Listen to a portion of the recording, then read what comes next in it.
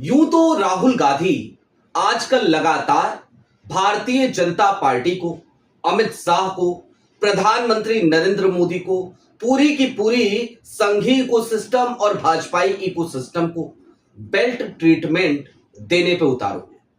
लेकिन आज की तारीख में राहुल गांधी ने प्रधानमंत्री नरेंद्र मोदी के घर से मात्र 4.1 किलोमीटर दूर खड़े होकर एक ऐसा बेल्ट ट्रीटमेंट दिया है देश के प्रधान सेवक को कि यदि प्रधानमंत्री नरेंद्र मोदी के अंदर थोड़ी सी भी शर्म, लज्जा बची होगी तो वो अपना नया नवेला शौक छोड़ देंगे।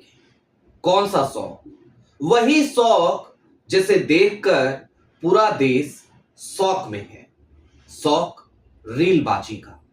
जी हां, आज एक बार फिर राहुल गांधी ने अमित शाह से इतर हटकर प्रधानमंत्री नरेंद्र मोदी को निशाने पर लिया और 50 सेकंड का एक बेल्ट ट्रीटमेंट प्रधानमंत्री नरेंद्र मोदी और उनके पूरे इकोसिस्टम उसका इलाज करने के लिए काफी है।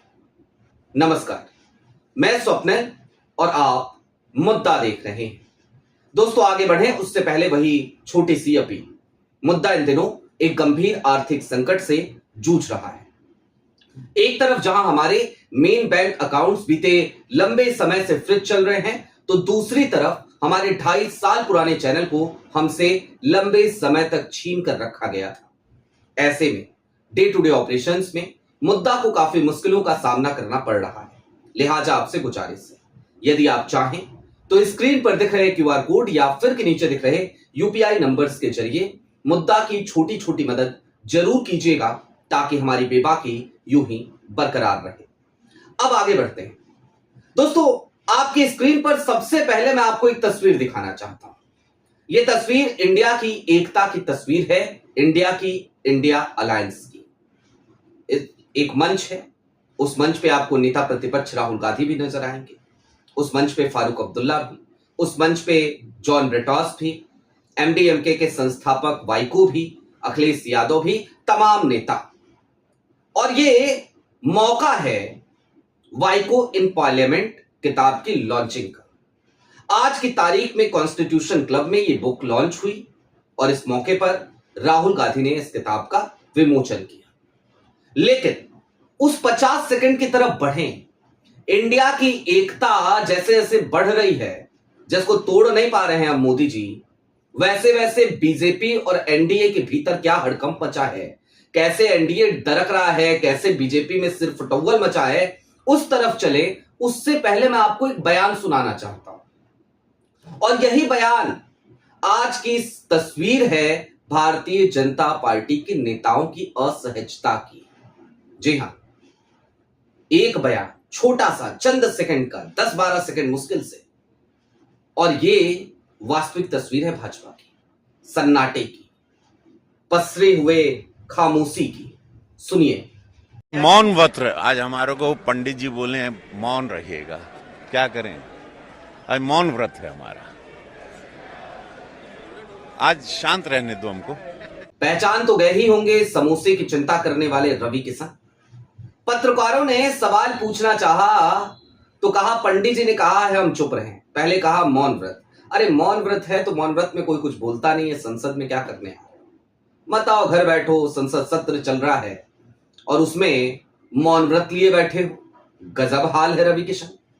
खैर, मेरे पड़ोसी सांसद हैं, अब इससे ज्यादा इनको क्या ही बेल्ट ट्रीटमेंट दूं, बहुत दिया है, नाराज हो जाएंगे बेचारे, नाराज तो वैसे भी रहते हैं। खैर, अब आगे बढ़िए।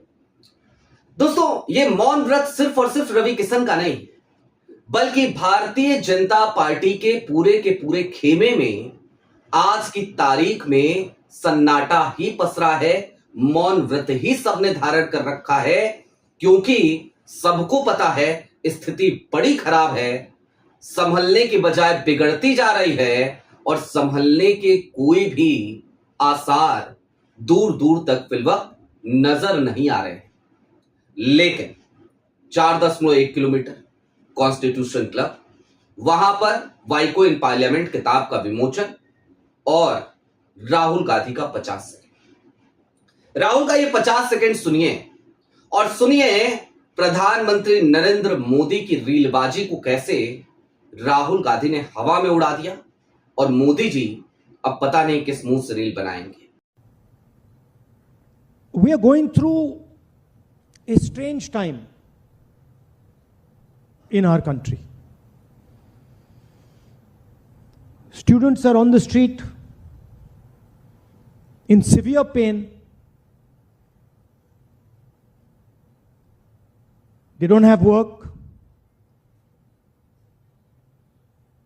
They are asking for fairness in exams. They are asking for an education system that works.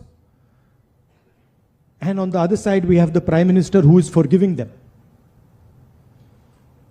Who he is to forgive them, I don't know. Where he gets the idea that he has the right to forgive the future of India, I don't know. But that's what he chooses to do. सुना आपने राहुल गांधी को सीधे तौर पे कहा कि बड़ी strange situation है। मोदी होते कौन है माफ करने वाले? अरे मोदी को तो माफी मांगनी चाहिए। और दोस्तों यहां से याद कीजिए जरा मोदी जी की लेटेस्ट रील को। आते हैं, हेलो फ्रेंड्स कहते हैं, जिक्र करते हैं, इशारा करते हैं उस बच्ची का जिस बच्ची का जीना दूभर करके रख दिया है। पुलिस बार बार यूपी की जा रही है, उसके दरवाजे पर दस्तक दे रही है। पूरा का पूरा मोदी जी का इकोसिस्टम, तमाम भक्त मंडली बच्ची के पीछे पड़े हुए हैं, गंदी गंदी बातें कही जा रही हैं और वो बच्ची माफी भी मांग चुकी है या फिर कि जबरदस्ती माफी मंगवाया गया उससे वीडियो जारी कराई गई। पूरा परिवार टेंशन में है, परेशान है और मोदी जी माफ करने की बात करते हैं।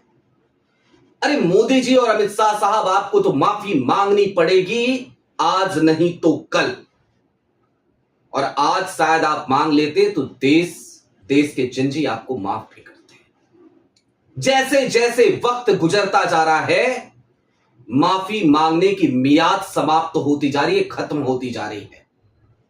क्योंकि हमने देखा है 20 जुलाई की तारीख की बर्बरता को, हमने देखा है बच्चियों के साथ हुई दिल्ली पुलिस द्वारा की गई अभद्रता को, हमने देखा है पैलेट गन के छर्रों से पड़े जिंजी के शरीर पर उन निशानों को, उन जख्मों को जो आज भी हरे हैं, और हमने देखा है लाठियों में कील लगाकर सर पर उन लाठियों से हमला करते दिल्ली पुलिस के जवानों को किसने उन्हें कहा कि इस तरीके की दमनकारी नीति अपनाओ, मानो देश लोकतांत्रिक ना हो, मानो देश में आज भी अंग्रेजों का शासन चल रहा हो।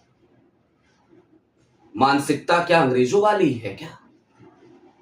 अब दोस्तों, आज की तारीख में प्रधानमंत्री नरेंद्र मोदी का पूरा खेमा, पूरी गुजरात लॉबी, मोदी के आसपास के किचन कैबिनेट के लोग और मोदी जी के गुट के सांसद, ये सब बैकफुट कर है क्योंकि एनडीए और भारतीय जनता पार्टी के भीतर से भी इनका विरोध शुरू हो चला है। सबको पता है कि ये जो जेन जी है, जनरेशन जी और जनरेशन अल्फा, ये मोदी जी के कुचक्र में फंस नहीं पाई। ये मोदी जी के कुचक्र से खुद को आजाद करा चुकी है, या फिर कि शायद मोदी जी के प्रचार वाले सिस्टम का जेनजी पर कोई असर हो ही नहीं रहा है, बल्कि जेनजी तथ्यों के साथ, फैक्ट्स के साथ अपने घरों पर उन लोगों के साथ बहस कर रहा है जो लोग मोदी जी के प्रचार वाले कुचक्र के शिकार है। कोई अपने ताऊ से बात कर रहा है तो कोई अपने पिता से, कोई अपने मामा से बात कर रहा है तो कोई अपने नाना से, और हर बार जिंजी के तथ्यों के सामने नाना, मामा, ताऊ, पापा सबको झुझलाना पड़ रहा है, हथियार डालना पड़ रहा है, या फिर कि यह कहना पड़ रहा है कि तुम लोग बहुत बदतमीज हो गए हो क्योंकि तुम लोग देश के प्रधानमंत्री की इज्जत नहीं कर रहे। हालांकि अगर इस देश के लोकतंत्र को बचाने के लिए बदतमीजी करने की जरूरत पड़े तो फिर जेनजी की इन बदतमीजियों को सलाम करने की जरूरत है, क्योंकि देश की लोकतांत्रिक व्यवस्था हर गुजरते दिन के साथ किस तरीके से धराशायी की गई है, धराशायी की जा रही है और धराशायी कर दी जाएगी, बुलडोज कर दिया जाएगा, ये बात आज किसी से ढकी छिपी नहीं है। लेकिन दोस्तों, राहुल गांधी अड़े हैं। इंडिया हर दिन और मजबूती के साथ जुड़ रहा है और एनडीए का खेमा गुजरात लॉबी से परेशान हो चला है, क्योंकि उसे समझ में आ गया है कि अब मोदी मैजिक काम नहीं करेगा। वक्त चला गया, दौर चला गया और नई जनरेशन ना तो कुचक्र में फंसी है और ना फंस सकती है। आपकी क्या राय है वो हमें कमेंट बॉक्स में जरूर बताइएगा। अभी के लिए दीजिए इजाजत। चलते चलते फिर वही अपील, चैनल पे नए हो तो सब्सक्राइब करते हुए जाइएगा। सक्षम हो तो मुद्दा की छोटी छोटी मदद जरूर कीजिएगा, ताकि हमारी बेबाकी यूं ही बरकरार रहे। बहुत शुक्रिया।